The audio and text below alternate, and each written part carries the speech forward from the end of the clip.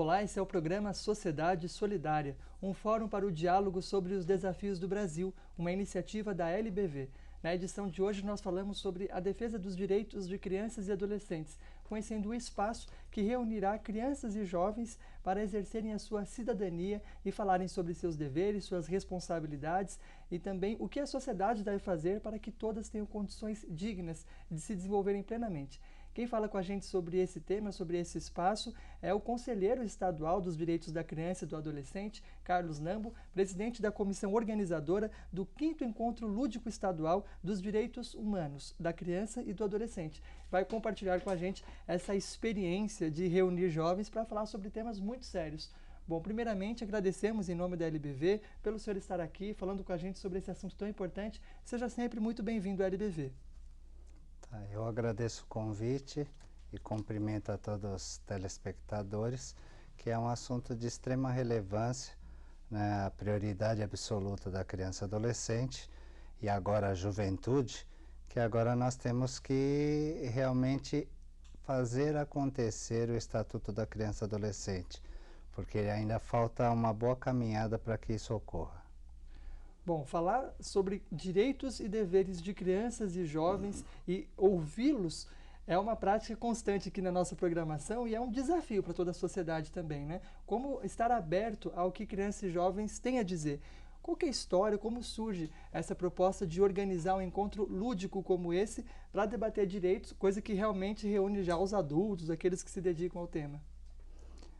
É um processo longo, porque na verdade você está criando novos quadros para uma militância que já vem de muitos anos, né? Desde a mudança da Constituição. Então a gente vê que ao passar do tempo você consegue fazer acontecer implementar o protagonismo juvenil, a participação das crianças e adolescentes na criação e na construção das políticas públicas. Quer dizer, as crianças e adolescentes não serem vistos só como alguém que recebe algo que os adultos prepararam, mas eles também como capazes de fazer parte da construção dos seus direitos?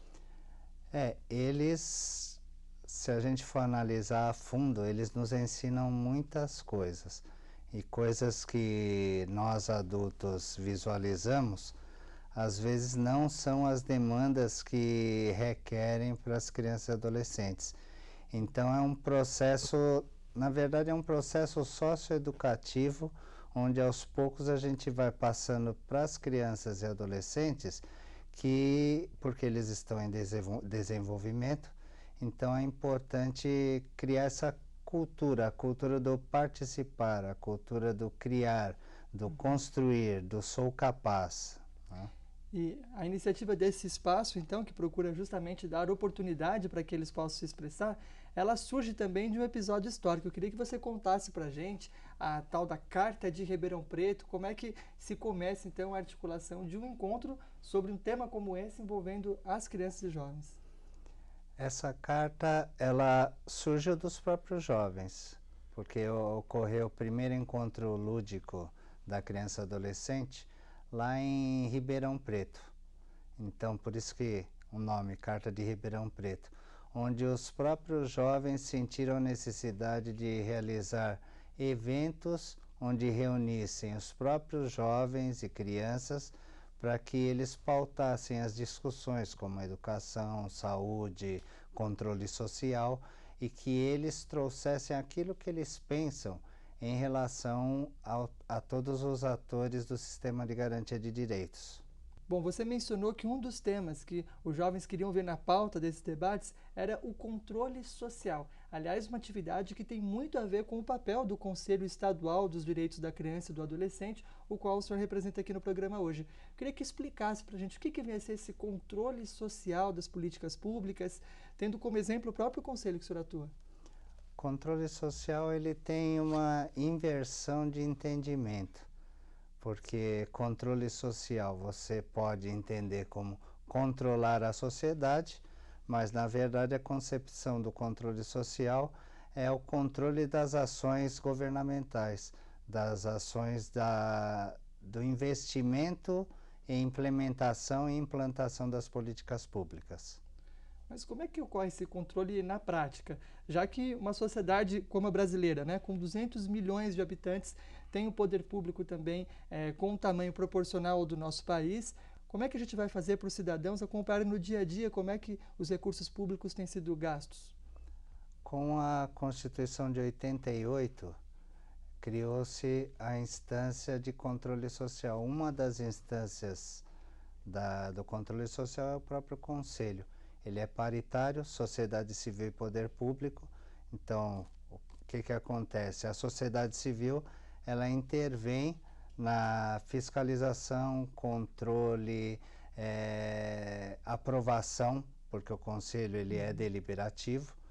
Né? Deliberativo significa aprovar aquilo que vai ser implantado e implementado da política para as crianças e adolescentes. Então, e essas políticas, ela dependem de verba. Então, por isso que também o Conselho aprova tudo que é relacionado ao orçamento. Hoje, fixado em 3 peças orçamentárias, né? Que é o PPA, Plano Plurianual, é uma previsão de metas para 4 anos. A LDO, que é a Lei de Diretrizes Orçamentárias, onde ela coloca metas para o ano seguinte. E a LOA, Lei Orçamentária Anual, onde já determina os valores que serão gastos no ano seguinte. Bom, então, com base nisso tudo, esse conselho que, quando você fala que é paritário, quer dizer que tem representantes, metade são do governo, a outra metade são de organizações da sociedade civil, principalmente? Isso, nós temos segmentos que compõem o conselho, né? Segmentos da sociedade civil. E a grande maioria no Conselho Estadual formadas por organizações sociais. E aí, como é que funciona no dia a dia a ação desses conselhos? Toda cidade tem um, todo o estado tem um. Eu, por exemplo, posso saber do conselho do meu município, do estado onde vivo? Sim, todos os 645 municípios, ele tem o seu Conselho Municipal dos Direitos da Criança e do Adolescente e tem também o seu Fundo Municipal da Criança e Adolescente. E todos os estados têm o seu próprio conselho em nível estadual, né, abarcando todos os municípios, e o Conselho Estadual ele normatiza algumas ações, algumas normativas que vêm do Conselho Nacional dos Direitos da Criança e Adolescente ou da própria Secretaria da Justiça, da Casa Civil, em nível nacional. Bom, Carlos Nambros, o senhor falou sobre fundos, normativas, leis diversas, peças orçamentárias.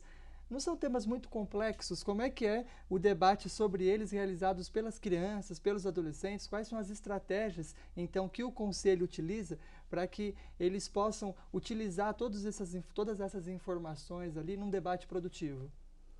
Eu vou exemplificar o 5º Encontro Lúdico dos Direitos Humanos da Criança e Adolescente. A metodologia ela é diferenciada para os adolescentes e para as crianças, numa linguagem para a criança e para o adolescente, onde eles possam entender o que, se você fala de uma normativa, então você, de uma forma lúdica, você vai transmitir o que essa normativa ela coloca para a gente, se é bom, se é ruim, se já está implementado ou não. Então, será uma análise das crianças e adolescentes na sua própria realidade.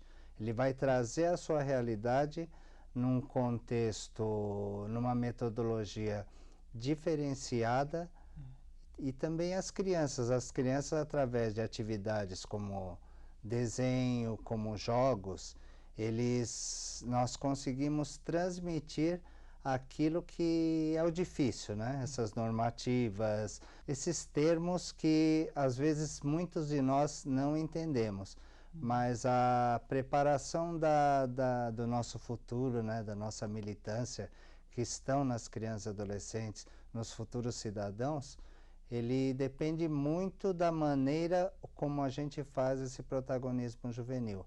fazer realmente a criança e adolescente ser o ator principal da história. Agora, qual foi o resultado das edições anteriores, a resposta do poder público a essas demandas apresentadas pelos pequeninos e as expectativas para o encontro desse ano? Tudo isso a gente conversa no próximo bloco. O programa Sociedade Solidária entrevista hoje o conselheiro estadual dos Direitos da Criança e do Adolescente, Carlos Nambo, presidente da comissão organizadora do 5º Encontro Lúdico Estadual dos Direitos Humanos da Criança e do Adolescente. A gente vai para um breve intervalo e já volta.